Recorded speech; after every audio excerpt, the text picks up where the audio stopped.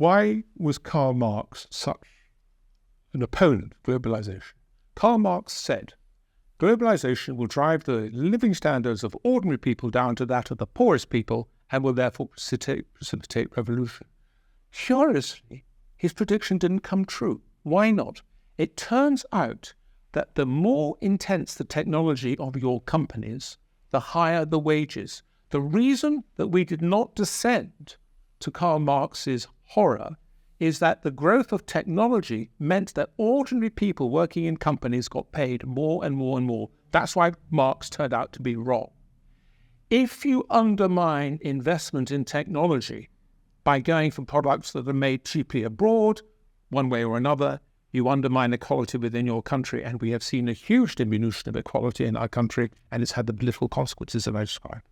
The last minute. I mean, Karl Marx, of course, was wrong about everything. The astonishing thing, given that he presented his theories not as political precepts, but as scientific truths, is that all of them turned out to be nonsense. The revolutions didn't happen where he expected. The theory of immiseration was wrong. There wasn't this concentration of wealth. Even while he was writing, there was a massive expansion of the middle class and a rise in living standards. But he has cast a very long shadow because an awful lot of our intellectual elites on some level imbibed this stuff when they were students and haven't completely shaken it off. And the thing that they particularly haven't shaken off is the belief that the rich are getting richer and the poor are getting poorer, which was, of course, central to Marxism, his theory of the concentration of wealth in the hands of the plutocracy.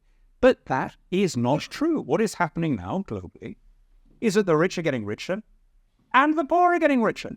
And the reason that the rich and the poor are getting richer is because we have moved away from the illusion of self-sufficiency, and we have come to understand that the way of being secure, as well as better off, is to source what you need from the widest possible variety of suppliers, A, so that you're not vulnerable to some local shock or disruption, which might as easily happen in your own country as anywhere else, and B, because that's how you maximize innovation, because you have the free flow of different ideas, what Matt Ridley would call ideas having sex with each other.